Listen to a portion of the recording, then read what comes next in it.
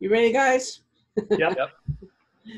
Good evening. This is Metta Spencer here in Toronto, and I have a treat for you. I have two good men here who are going to tell us about their work, primarily on globalization. One of them is Robert Schaeffer. Robert, say hi so that Hi, this is Robert. It will show up. Robert Schaeffer is in San Luis Obispo, California, where he teaches at Cal Poly, a university in California.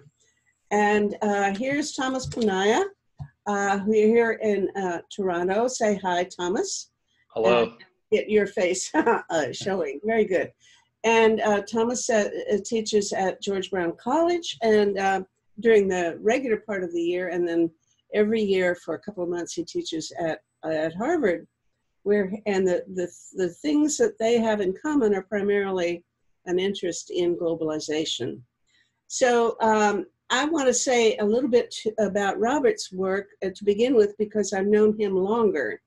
I don't remember what year it was, but back in the 80s, I read a marvelous book called Warpaths, which struck me as such an interesting book that I wrote to Schaeffer. I had to search for where he was located to find him in those days, and to say that it was just a swell book, and I really wanted to congratulate him. So we gradually corresponded and became friends, and he kind of influenced me to do some research and publishing of my own on separatism.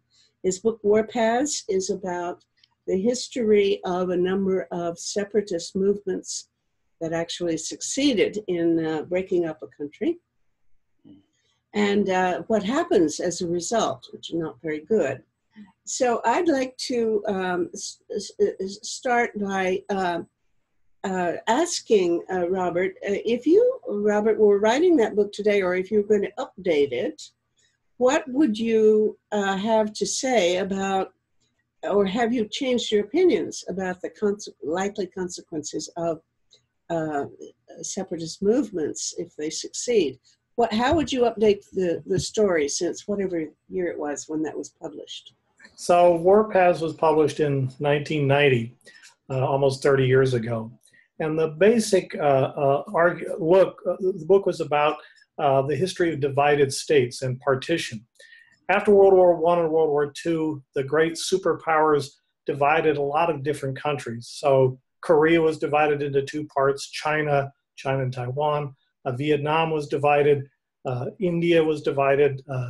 Palestine into Israel and the other Arab state. Cyprus, Germany, Ireland were all partitioned. And partition was meant to solve problems between the superpowers and also between competing independence movements in these different countries. And they thought that by dividing a state and giving one to each group, things would be happier. As it turned out, it created a lot of problems that no one really expected. First of all, people started flocking, migrating across newly created borders. 17 million people crossed Indo-Pakistani borders in 6 months and caused chaos and stuff. There was violence associated with it and a lot of death. And that was true in all of the divided states. The second problem was that states discriminated against residual minorities, and that created problems internally. And then they contested the borders, the boundaries, because they hadn't drawn the borders themselves. They were drawn by other hands. And so they said, "Oh, we don't like the 30th parallel or the 17th or the line that was drawn through Kashmir." So then that leads to conflict and war between states. Superpowers get involved. And if you think about most of the wars in the post-war period, the Korean War, conflicts with China and Taiwan, the Vietnam War, 3 Indo-Pakistani wars, 5 Arab-Israeli wars, crises in Berlin, war in Cyprus, and troubles in Northern Ireland, you'd have to say that the political consequences of partition were not a great success. Then so that was the first generation. And then I wrote a second book on kind of some of the next generation.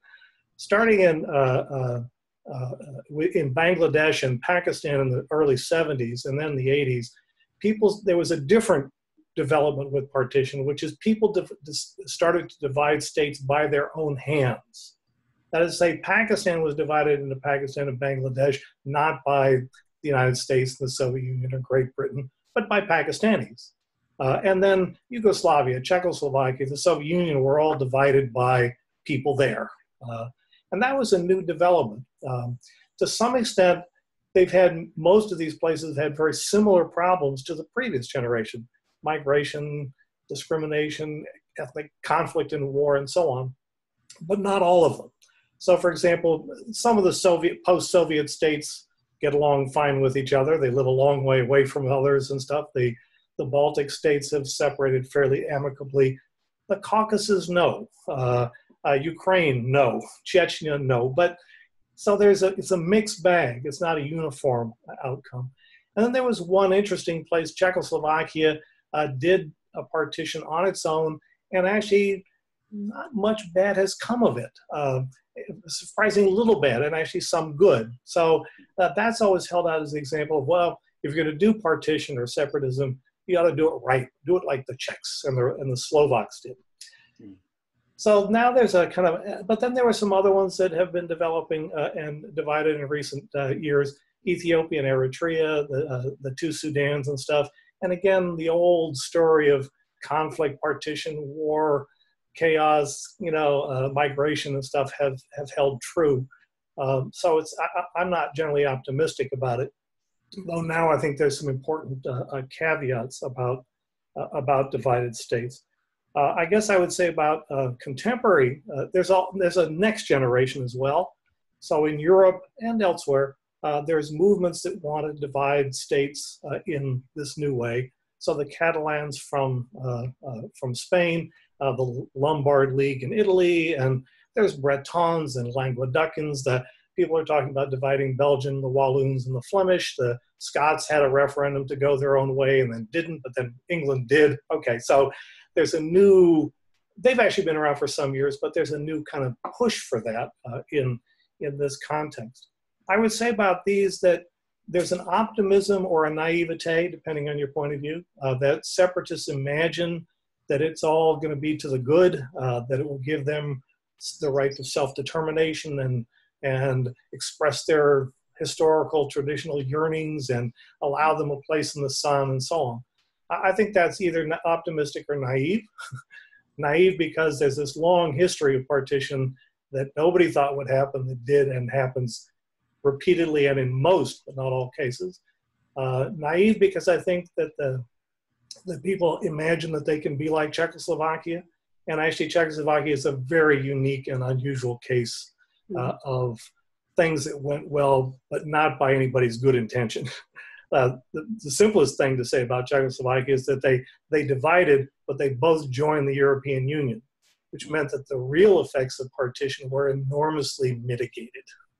So people can travel freely, they belong to the same military organization, they don't fight about the borders, there's no residual, there's no discrimination against people in Czech because they could choose whichever, be a citizen in Czech or the Slovak Republic. Oh, and you're a member of the EU, so it doesn't really matter anyway. So that was very fortunate. The other ones is not so clear. I would have to say too that there's an expectation that there's a story told about separatist movements that there are these old civilizations and identities that have been suppressed for many years, and now this is their chance to come into their own. And I think that that's a lot of hogwash. I think so. Eric Hobsbawm and Benedict Anderson wrote about how most of the identities that people assume are created or imagined or invented traditions. And they're also fairly recent. I mean, Palestinians didn't exist 100 years ago. It has no meaning in Ottoman Arabia and the Middle East. But it was created by different things and different things. The thing I would say about the Europeans as opposed to some separatist movements around the world is that it's often the better offs who want to get rid of the ne'er-do-wells. That is, say, in Yugoslavia and in the Catalans, these are the more prosperous regions, Slovenia and Croatia, or the Lombard League. And if you talk to them, they say, well, we're the makers. We make and all our taxes go to the government. And then the government gives it away to all the indolent Southerners in Perugia or in some other part of Spain or whatever. And we're just being ripped off by these takers. And we're the victims of misdistribution or something. And so that's actually kind of an unpleasant, the Flemish are this way in Belgium. And that's not I think, a very flattering picture of separatism. But how flattering or unflattering is, it does speak to the issue that it really is about political opportunity and economic gain. That people see in separatism a chance to seize state power and use state power to promote their own separate interests. So it's not really, as Francis Fukuyama talks about it, as being this expression of a inner, thymos, I think he calls it, where, we just want to be recognized as peoples. No, it's about the money. It's about the power. It's about gerrymandering the political world in a way that benefits different groups. So that's, now, as I said, in some cases, there are people that I have great sympathy for, historically, Biafrans in Nigeria and so on. But and there are people who are oppressed, or the Rohingya in Burma, but I'm not sure that the solution for them would be the division of Nigeria or Burma as a solution, precisely for the reasons that I've already explained. But still, that's so. In future, I think, and particularly in Europe, I would say that there's kind of two possibilities that are emerging with separatist movements, and then I'll stop there. The first is that there's a lot of people who want to, create states, Catalonias or Northern Italy's or the Lombardia or whatever else. And maybe that's a good thing insofar as it looks like Czechoslovakia, where it's kind of a gerrymandering. Everybody stays in the European Union. There's no real penalty. They don't develop their own armies because they belong to NATO. And, maybe it all goes smoothly. And that's the optimistic version. And the pessimistic version is that it leads to the breakup of Europe and the recreation of a Europe that has been, the center of war in the world system for the last 600 years or so. And I don't count that as a very good thing. So whether actually these separatist movements really challenge and then contribute to the breakup of the European Union, which I think would be a bad thing, or whether they can be kind of amalgamated and it works out to just kind of redistricting of the stuff, and some money from Brussels goes here and some money goes there, and who cares? Everybody shops and travels around, and there's no trade barriers, whatever. And maybe that would be okay, but I think that the history is cautionary. So that would be my update. Would be to look at the European context and some of the other situations where people are talking about breaking up states or whatever, and mostly of the do-it-yourself variety. Okay, thank you. I immediately want to argue with you, and I will limit myself to saying I don't agree with your analysis that everything is financial. I think this identity thing is a unique.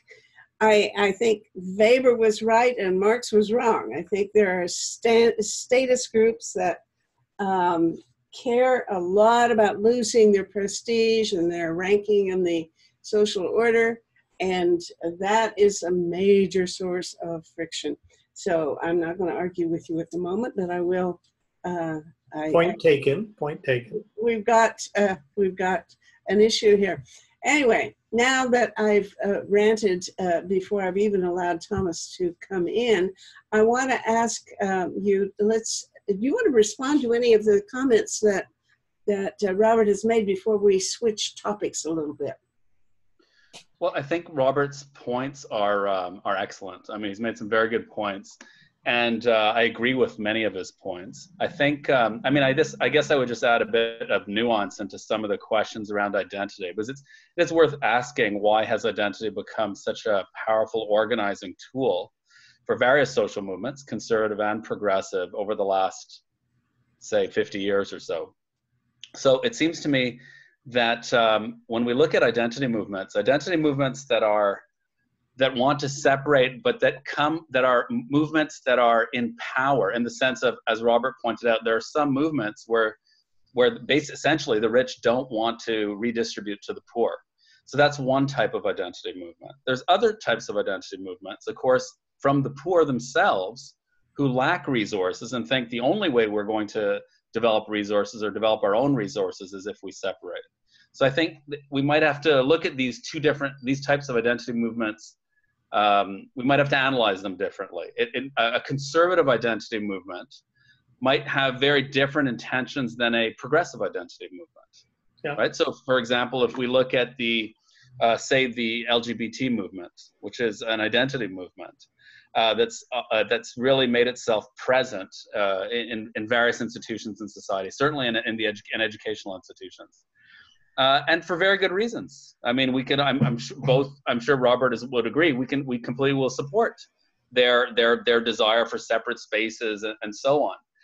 It becomes different when we look at, say, a white nationalist identity movement or some sort of ethnic nationalist identity movement, where they're trying to form a state, and it can lead to so many setting up boundaries that are actually quite destructive and dangerous.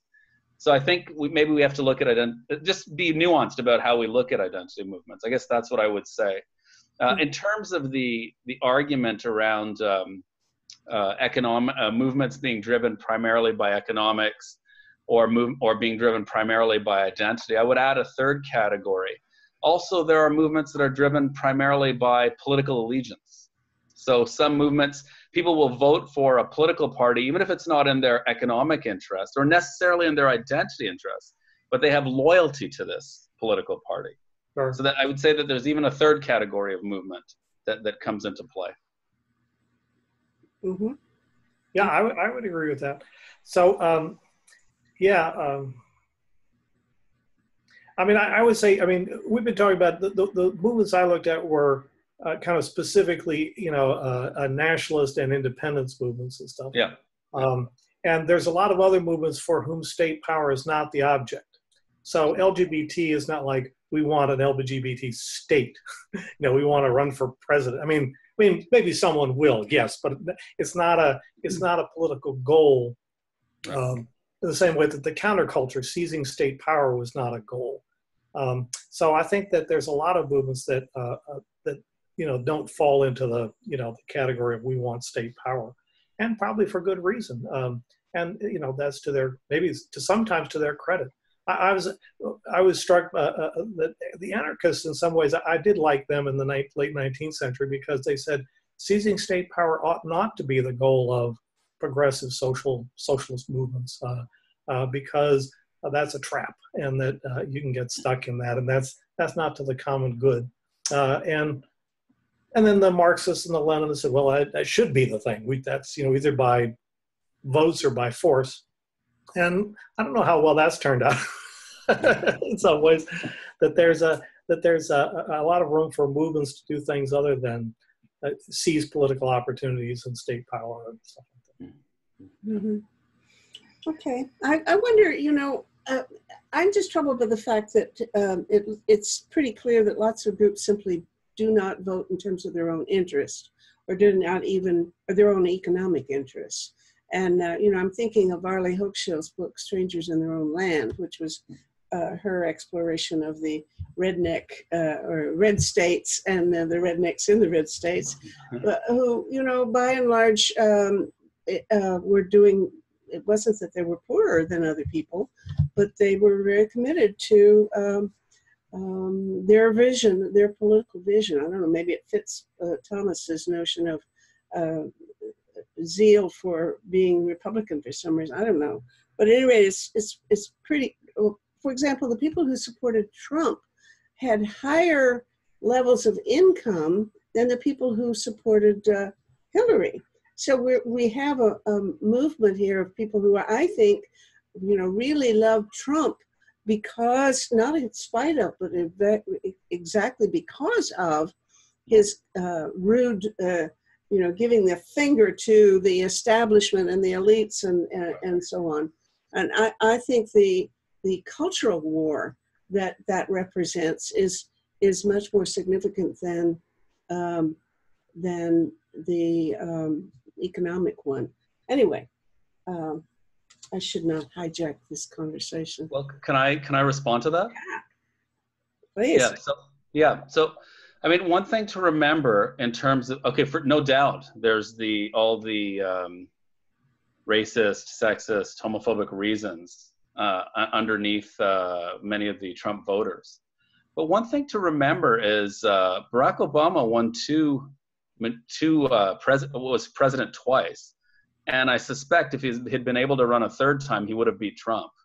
So, I mean, there is we shouldn't get tricked by the political, like we shouldn't maybe be too caught up in the current political situation and lose sight of the broader picture. Obama got elected promising hope and change. And he delivered, he promised a lot of hope and delivered a little bit of change. When Hillary Clinton and Trump ran against each other, Trump was the one who promised change. And so many voters who had voted for Barack Obama in the past shifted over to Trump. Well, so wait a minute. I mean, forget that. But Thomas, he wanted change, but to the backward change. It was never let's go forward and make America great. It's let's go back and make America great again.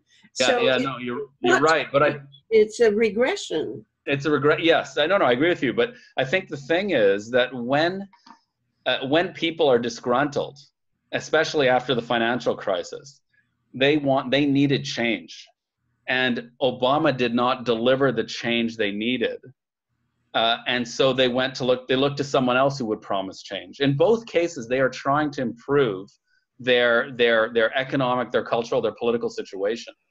So I think just to keep that in mind, because I wouldn't be surprised if in the future a charismatic leader from the left emerges, who was then able to pull many of those votes over towards themselves. There's a very good book by a friend and colleague of mine who used to work at In These Times, which is a socialist newspaper, and works for the New Republic, John Judas. And he wrote a book on recently, about a year ago, on 2 years ago, on populist movements in response to the financial crisis, both in the United States and Europe. And he said, well, so we're focusing on Trump here, but he said there was Bernie Sanders and Trump, that both of them were, quote, populist responses to the financial crisis and the inequality that ensued and the devastation that it caused both in the United States and Europe. And so, Sanders, Sanders actually had a pretty good chance against Clinton, and he probably would have beaten. He would have. He might have, but would have. And in Europe, there's the right-wing movements and stuff in Eastern Europe and the Lombard League and so on, but also Podemos and others in Greece and Spain who are kind of the left-wing populists, and they're responding to the economic stuff. So I would say about both of them is that they are rooted in large part in the economic circumstances, and they're trying to find political opportunities. And then it's overlaid with these, they attach other things, the immigration issue or ethnic issues and stuff to those, and then combine them in different ways. But Occupy and the Tea Party were kind of two sides of the same financial crisis coin, if you will. And the toss of the flip landed, tails up with Trump rather than heads up with Bernie or something. But I'm just saying that I think there is an economic grounding for the response to the financial crisis and a kind of anti-globalization that a lot of people feel on both the right and the left. The right has been more effective and better financed to capture that mood than both in Europe and the United States than the left. But let's not count the left out just yet. Yeah. And maybe Thomas would like to talk about that with regard to social forum and other movements that you've been working on, seeing in that. Yeah, well, I'll just add one more point on that. That also we can't deny the fact that the U.S., because of the history of slavery, there is a group of people in the U.S. who have never gotten over that. Yeah, they've never gotten over. They yearn to get back to the days when they had certain privileges that they no longer have. Yeah. So there's always going to be a percentage of the population. I don't think it's the majority of the U.S., but there's always going to be a percentage of the population that is open to a kind of racialized discourse. Yeah. And that's why I think it was over half of Republicans thought Obama was born in Kenya. And it didn't matter what facts you presented to them. They refused to see him as a legitimate American candidate for president. So there is a source there, an identity source that can be mobilized. Mm-hmm. So we can't forget that, obviously. Yeah. But like Robert, I think these things are up for political organizing. Political organizers can move a large part of the population in a progressive direction. Yeah, and it's for sure, whatever kind of progressive direction we want to go in, it has to certainly include both cultural recognition of minorities and other identity groups that have lost their status and need recognition and support. And of course, economic changes. It's not, in terms of policy, there's not one or the other. And I think anytime we have a movement, and I want you to talk about the World Social Forum, because that is a place where people of progressive persuasion gather to talk about visionary plans for the future. And they certainly do talk about both cultural changes and economic ones. And you, I think, Thomas, sort of cut your intellectual teeth on a study of the World Social Forum as a globalizing phenomenon. Can you give us your thoughts about that? Well, why don't I just give you a very brief history of the Social Forum? So essentially, after the protests in Seattle in 1999, a group of Brazilian and French social movements came together and proposed creating a meeting place, an annual meeting place every year where social movements from around the world could come together and discuss, debate, articulate alternatives to neoliberal globalization. So that was the origin of the forum. The first forum was in 2001. We had about 10,000, I believe we had 10,000 participants. It was held in Brazil in the city of Porto Alegre, which is relevant, and I'll get back to that. And then in 2002, we had 50,000 participants. In 2003, we had 100,000 participants. 2004, we had 120,000 participants. It just kept increasing. And the forum we had annual forums until about 2009. And then after that, we switched to biannual forums. The forum, for most of its history, one of the principles was that the forum should be held somewhere in the global south. So it was usually held in Latin America, once in India, and a couple of times in various parts of Africa. So that was the ideal of the forum, to pull together social movements and to not have political parties organizing workshops or seminars at the forum. The goal was to build a kind of global social movement space, or a global civil society space. And this makes sense because, of course, coming 11 years after the fall of the Soviet Union, among social movements, there was tremendous suspicion of political parties. So obviously suspicion of corporations, suspicion of political parties, suspicion of political parties that get into government. And so the social movements tried to create an autonomous space from political parties. And sometimes we invited political speakers. So for example, President Lula came and spoke at the forum. President Morales of Bolivia came and spoke at the forum, and so on. But they didn't organize these events. They were always organized by social movements. And so the forum has continued. The energy of the forum has kind of shifted. It doesn't mobilize the same amount of people as it once did. But I think that's not because of depoliticization, but in fact the opposite. I think many of the activists who are active in the forum have started to look back to their own national structures and become involved in electoral politics and national politics. So in some ways, the activism of the forum brings us to Occupy and to Bernie Sanders. That's how I would, and I think that process has happened around the world. Mm-hmm. Okay. Robert?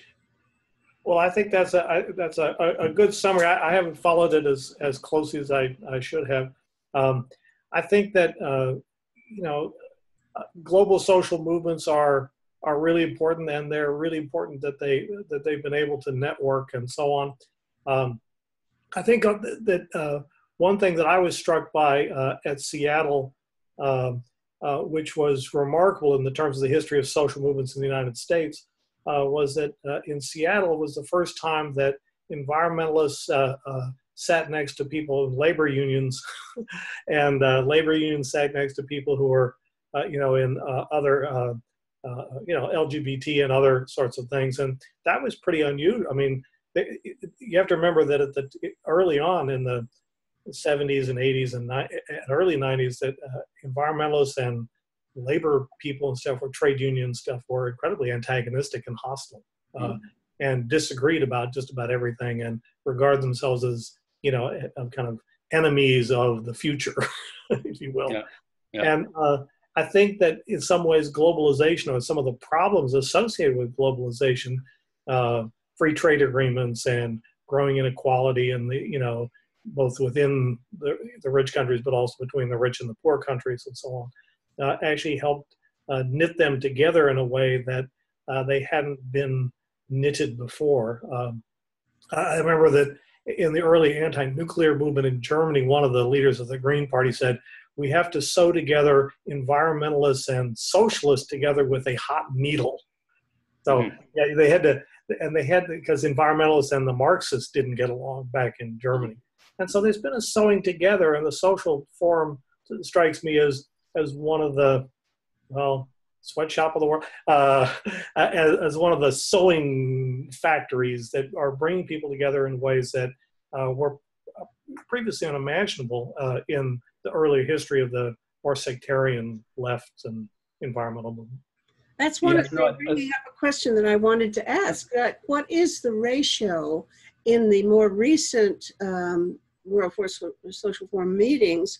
What is the ratio of environmentalists to economic, socialists and so on, people concerned about economic equality issues?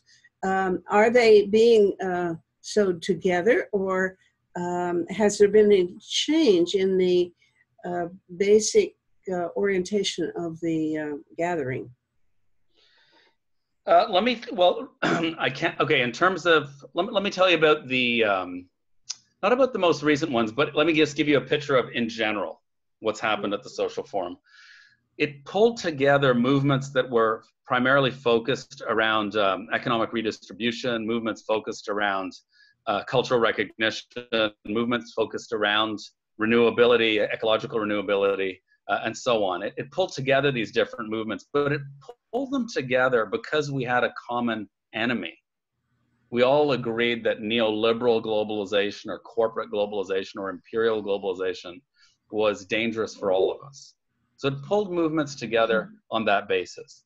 And out of that, it created common networks. It created a common language, which I thought was very important, a common identification of the problem and some common solutions. So these are and also it built some common friendships, some relationships between people, which are very important in the long run. So the common enemy pulled together all these various aspects. The challenge is, of course, while we all can agree on this common enemy, it's very hard to agree on a common project. And that's the weakness of the forum, in a sense. And maybe in a sense, that's the weakness often of social movements, and why political parties start to become important, because they can come together with a common set of policy proposals and negotiate between different movements. But it was very hard, I noticed, at the forum to come together on a common global project, right? We had a common resistance, but not necessarily a common global project. Well, but are the policies incompatible? I think most of I haven't been to one of the social forums, so I don't know what I'm talking about, but when I look at other global issues, it seems to me that the policy proposals are perfectly compatible, even if they don't, the leaders of these movements don't initiate any effort to try to knit them together or to put them together into a single platform. But I guess the only thing that I see as an obvious contradiction in policies has to do with nuclear power. You know, you get some people who think that the safety of the world is going to require us to have a lot more nuclear energy for the sake of cutting back CO2 emissions, and you get other people with very different points of view. Apart from that, why should it be hard to get them on the same page? Mm-hmm. Is there any real incompatibility that you see that I'm overlooking? Well, I mean, we could all come up with a list of 100 things we need to do to improve the world. The challenge is, if you bring together 100 social movements, is to come together on one or two issues that we all can agree on. So, for example, say you look at the anti-apartheid movement, the history of the anti-apartheid movement. There were many different factions and groups within the anti-apartheid movement in South Africa. But there was one agreement. We should guarantee that every person will get the vote. So they were able to come together on one principle. I don't think social movements around the world have one common principle yet. Why do you need one? Why don't you have a list of 25 on one page? It's harder to agree. If it's so hard to agree on one, believe me, it'll be much harder to agree on 25. I got a whole bunch of people together, and they came up with a consensus document that has exactly 25 proposals. And it was consensus, that because it wasn't a matter of picking one or two of the best ones, but looking at the top ones that would be very important to all of 6 different movements. Well, okay, let's take an issue. Say, for example, let's take an issue like the difficulty of crafting some sort of environmental treaty between rich countries and poor countries. Mm-hmm. The challenge is obvious here.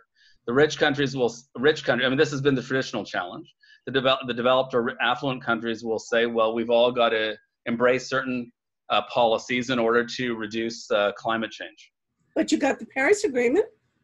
Well, we had it temporarily. We had it temporarily.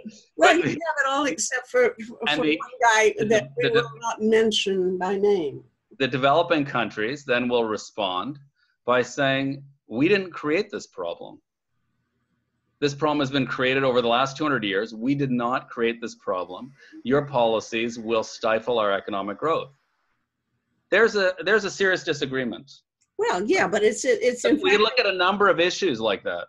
Yeah, but wait a minute. It's actually the rich country, the richest of all, the U.S., that said we don't want to stifle our economic growth, and it's Trump who says that's right. Why we don't want to be part of this Paris Agreement. So the poorer countries, I think they got a deal involving India, and I'm pretty sure that Al Gore did some of the negotiating to get the agreement of some of the poorer countries.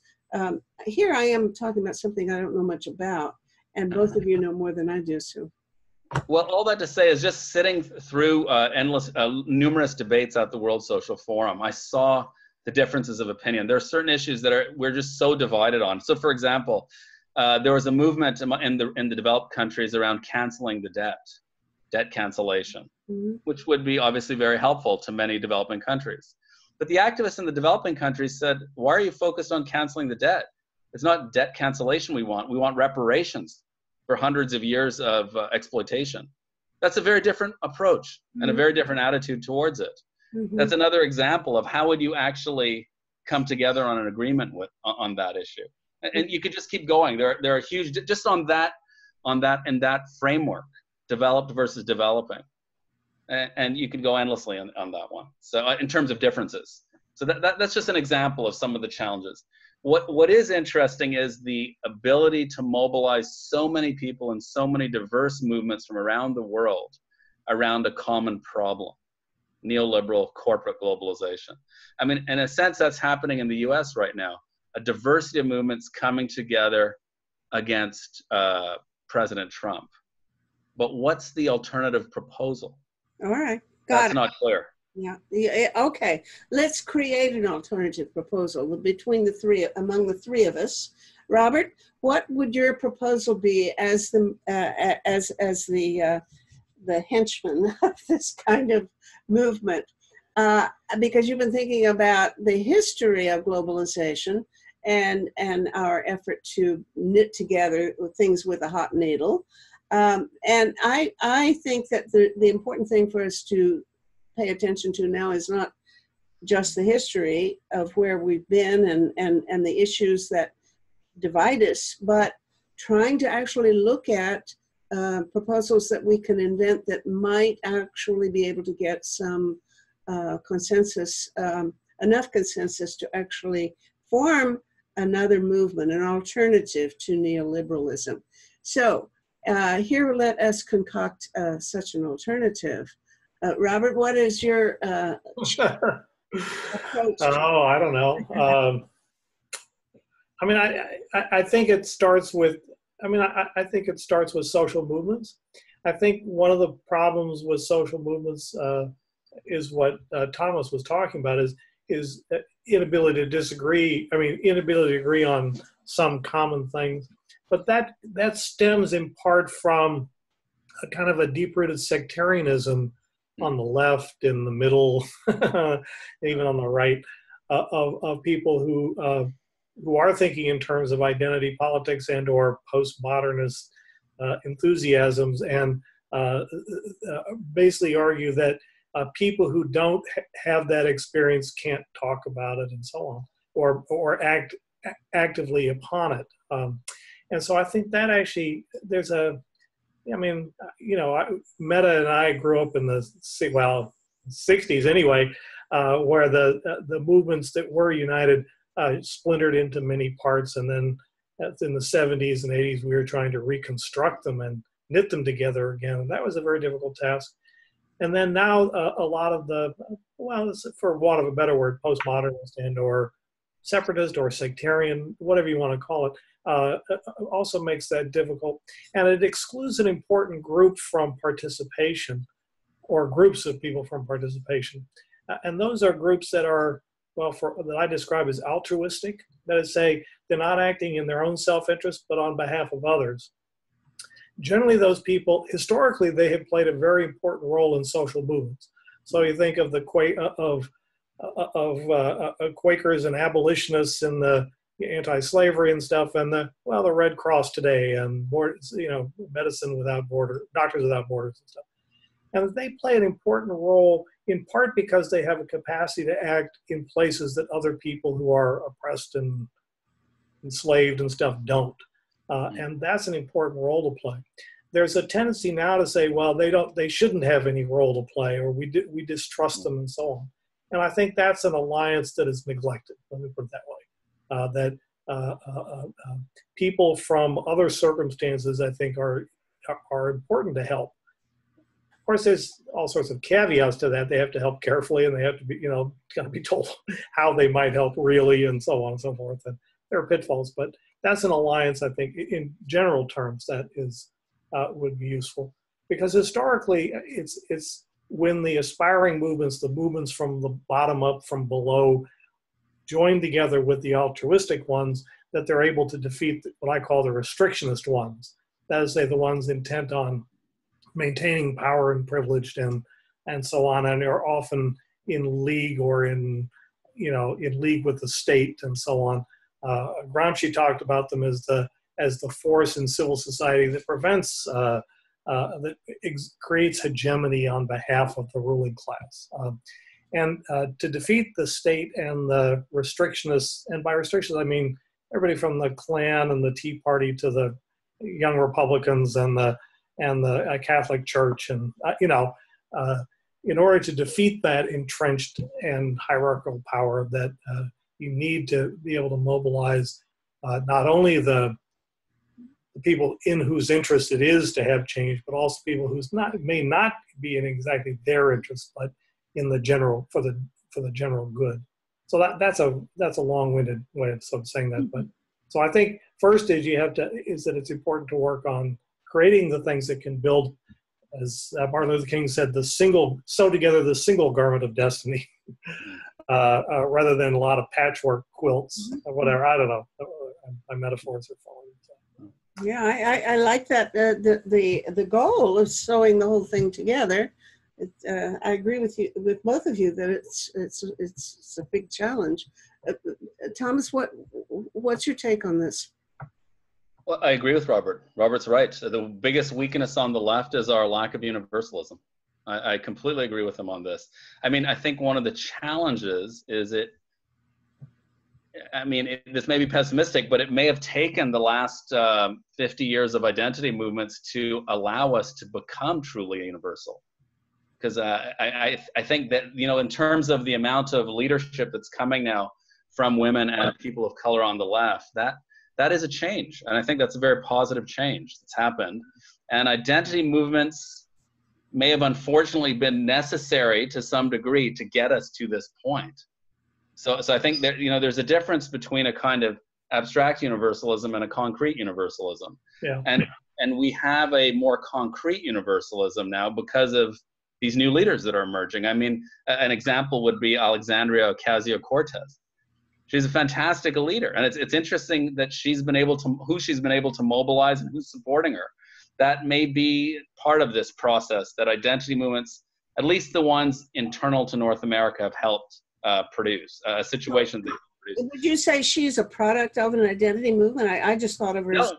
No, she's a mix. She's a very interesting mix because she's a democratic socialist who's a Latina and who's a woman. I mean, she's a very interesting mix of a lot of different strands of the left, I think. I think that's part of her popularity, actually. Now, in terms of an alternative, I'll give you an alternative the one that I find interesting. The World Social Forum in its first 3 years was held in Porto Alegre in Brazil. And that site was chosen there was a reason for choosing that site. The Porto Alegre has a participatory budget process, meaning everyone in the city can help construct the city's budget. So every year in a city of 1 million people, 40,000 a year help construct the city's budget. It's a 10-month budget process. And so what happens is they've been doing this now for almost 30 years. There's a literacy in the city around economics and budget. And there's a lot more redistribution in that city than in other cities in Brazil. So this is an interesting example. Take something like the budget, take it out of the hands or out of the absolute control of your finance minister, and get the public to interact and engage and debate what kind of budget do we want. And you can produce something quite interesting. So maybe a type of politics that's participatory, that's democratic, and that tackles the major decisions of society, like a budget. Maybe that would be one step towards an alternative. This has certainly been one of the alternatives that many movements at the World Social Forum pushed for. I think a year ago, I would have been very encouraged by that thought. I have become much more discouraged about it by seeing the extent to which people vote irrationally and not in terms of even their own economic interests. And when, it's not just economic, it's all kinds of interests. I mean, Arlie's book, and I have to say she's a dear friend, and therefore I read her book rather closely. And she goes to the South, to the red states, and she says, these are the people who need government support the most. They know they're being poisoned by the petrochemical industry, dumping stuff in their backyards, and in the water supply and all that. They know that they're being poisoned and killed by things, and yet they want to destroy the EPA. They don't even want to support that. They know that they have the worst educational system in the world, practically, and they don't want to accept any money to improve their educational system. They are the ones who reject Obamacare. They are the ones who say they don't want any funding from any other source that would actually support the kinds of projects that they are the ones who have the most need for. Now, given that kind of reality, what the hell do you do to try to, you give them control of the budget? No, thank you. I think we probably, even the worst bureaucrat in around can keep a better planning of the economy and disbursements of public funds than some of those politicians. So that's what troubles me. I don't know. It's impacting my belief and my faith in democracy, frankly. I don't even see a way in which we can make a democracy work anymore. It's breaking down here and there, and not just a little bit, but everywhere. And I don't have an answer for it. So I want you guys to give me an answer, please. What was the question? How can we fix democracy when the people who vote are stupid and deliberately don't accept information that they need in order to make good policies? Well, I mean, I think it comes back to, here I'm talking about social movements in the general sense, but, you know, people's interests are mobilized by different groups. And in American society, they're mobilized and they're by corporate power, by the media, by what we call propaganda, which is now incredibly sort of obvious and transparent under Trump, but still nonetheless very effective. So you have governments, corporations, political parties, and social movements on the right, Tea Party and everywhere else in many places that mobilize the way people do it. And they do so in ways that sociologists talk about. So Gamson talks about framing and how, you know, if you frame the issue well, you know, it's all a bunch of immigrants or this and that, so then you win the debate. And if you win the debate, then you win the war. So, you know, the right to life as a frame beats the, you know, right to choose as a frame. And they're kind of, you know, winning that battle. So that's kind of well known in sociology about the strategies, the tactics, and we know about the money in politics and the you know, Fox News and the local church and the minister who's a evangelical born again Christian who, you know, okay, there's a whole network of views that mobilize people in certain ways and so on. The question is how to counter that in different spaces and in different ways. And as Thomas was saying, come up with a frame or, you know, a social forum agreement that enables people to kind of see through the veil of lies and into a different kind of reality, or at least persuade people that on this issue or that issue, they can depart from their practices and stuff. That's, you know, I found as a teacher, it's really hard to change people's minds about things that they have strong beliefs. I don't really try, but I can talk about things that even smart people. Yes, so college students who are relatively, quote, open-minded. But I can talk about stuff that they don't know much about and persuade them on issues that, you know, that they haven't thought very much about or that they haven't given it serious thought or whatever else. And then say, well, there's this view and there's that view, and then people kind of, you know, you can kind of get to another place. All these are roles, are tasks for social movements and educators and political parties and so on. I think one, and the media and so on. But that's a long road. It's not a fast one. Mm-hmm. Okay. Well, let me. Should I throw in something, or did you want to say something, Metta? No, I would certainly want to hear you. Talk to me. Well, I think Robert made a very good point around framing, and this is the challenge of the media. Until progressives come up with a strategy around media, an effective media that can counter the Fox News effect, we're going to have people being brainwashed and fooled and into voting against their own interests. So that's definitely one avenue that has to be explored by social movements. A second thing is I want to go back to the point that Robert made around universalism. So let me give you an example. And you guys will know this better than me because you have a longer history with the US than I do. If Obama had said, I'll drop the Medicare age, Medicare will kick in at the age of 55 rather than 65 for everyone. If he said that instead of Obamacare, would the public have agreed to that? He would have helped millions of people. And because it was universal, the population would have accepted it. The problem is Obamacare is perceived not as a universal project, but as a project that primarily targets the poor or the unemployed. It's not imagined as a universal project. In Canada, we have universal healthcare. Universal healthcare works because it's universal. 80% of the public, even in the biggest deficit-cutting years, has always asked for more money into the healthcare system. But it would not be as successful if it was targeted just for the poor or just for the bottom half. It's popular precisely because everyone thinks they have something to gain from it. Mm-hmm. And I think that was the mistake, I think, with Obamacare. So we can blame the public for not agreeing to something that helped them, but also how it's framed is very important.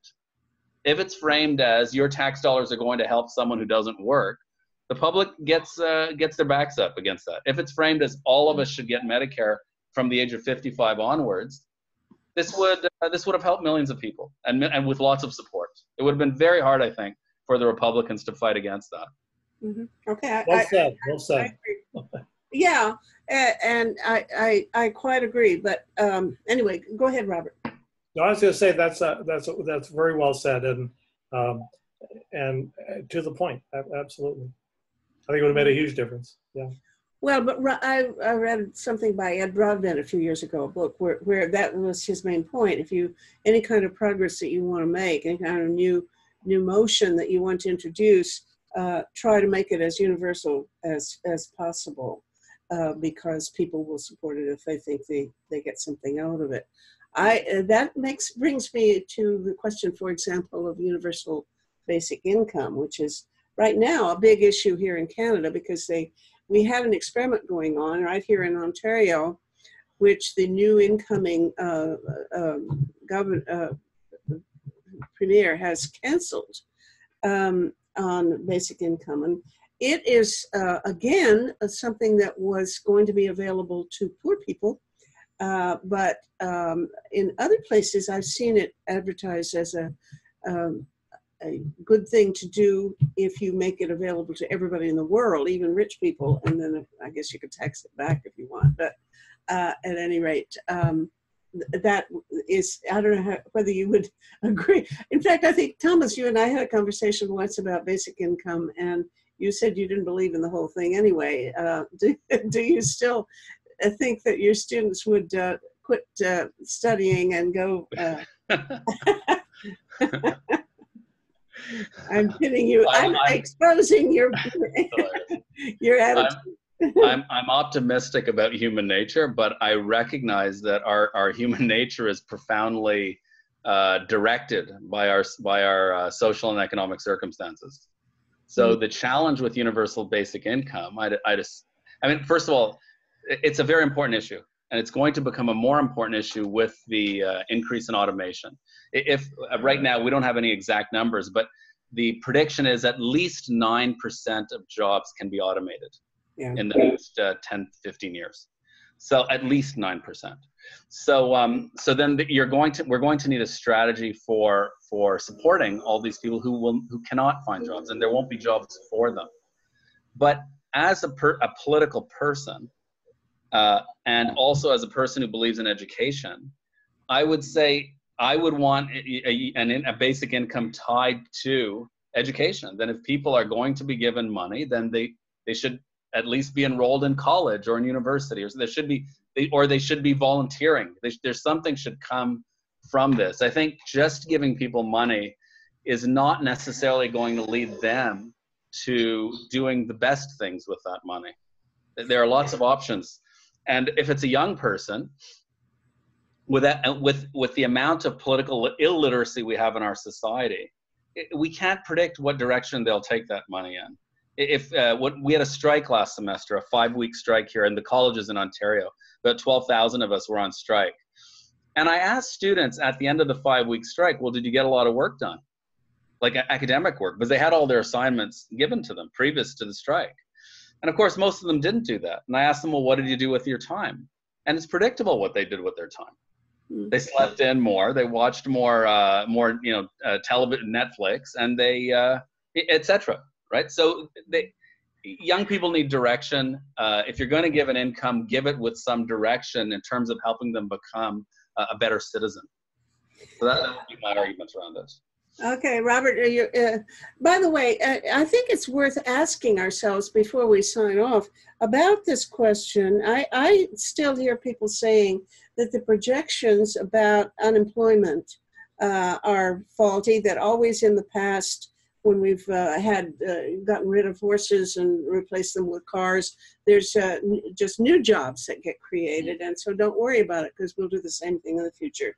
And some reasonable people continue to say that, although I think most people now believe that, in fact, there will be large unemployment even among professionals. You know, when your doctor turns to Watson, is it, that can give better diagnoses than he or she can, then, you know, Watson's going to take over, I would imagine. Do you have an opinion about that before we, and Robert, I cut you off before you replied to Thomas's thinking about the necessity of tying basic income to productivity. It sounds like a good idea to me. I thought his remarks were cogent. I don't think, I don't have any particular views on universal incomes and stuff, and I think that's a long way down the road. So I don't have much to say about that. What was the last one that you were saying about, technology? Yeah. So one of the problems with technology is that there's different kinds of technological change. Some are what I call, I've written about this before, but are dematerialist. Let's say they evaporate the need for stuff. And there's the other ones that are substitutionists. Let's say they replace one technology with another. And they have different social impacts and so on. I haven't seen much that really looks at the meaning of that for jobs, you know, in the United States, the world economy. I know, for example, that there is technological unemployment. For example, when you take, you know, this is the third world thing, Africa. So Africa and Latin America produce copper, also Jamaica, I think, too, but and tungsten and stuff like that. But when you take copper and you develop fiber optic cable in the United States and wireless technologies, then you evaporate, you dematerialize the need for the metal. And then you recycle the existing metal and you dematerialize more mining and so on. And that leads to a technological unemployment and so on. Mm. There's other kinds of things that are substitutionist. So example of a substitutionist technology is if you take cane sugar, which makes really good candy and soda pop, and you replace with high fructose corn sweetener made in Iowa, then you've substituted one substance for another. You're going to dematerialize it. There's still sugar of some form. But they have very different consequences. I mean, what that produces a shift in who makes it, right? So you get rid of all the sugar cane in Cuba and Jamaica and everywhere else, and now they grow it in Iowa and so on, and put some in the tank for gasoline and so on. That's a substitution of a different sort. So that creates locational unemployment rather than across the board. So farmers in Iowa are still working, growing corn, although they have, you know, they introduced new machines and stuff. But that's different from the dematerialist kind. Anyway, I haven't seen how much of that's been going on with the kind of new technologies that are out there today. And I say I actually belong to a little bit of technological skepticism about how revolutionary and how change-worthy and how stuff it is. So, for example, I like to tell the story of Lincoln, Abraham Lincoln texted. He texted all the time, but he didn't do it from it. Well, he had a telegraph and in the White House, and he would text Grant, and they would communicate as long as Grant was in his tent with a machine. If Grant was on his horseback, then it was a problem because the text took longer to get to him, okay? Or he had to come back and get the text. Then the other example is Teddy Roosevelt said, well, I'm going to send a telegram around the world. This is in 1904 with all the transatlantic Pacific cables and stuff. So I sent a text east to London, Moscow, and so on. It came back to the White House in 4 minutes. Well, that was 1904, right? That was 100 years ago. So people were doing this stuff. Now, they didn't have Facebook, but I mean, that's not a loss. I'm just saying, so there's been technology. It's been of a electronic and sort. that's had important changes. But the addition of the extra mile, so you're able to text in your pocket at the dinner table, or out in the park or whatever else, that's a plus. But how much of a plus? I don't know that that's as huge a gain as people like to imagine. Anyway, I'll leave that there.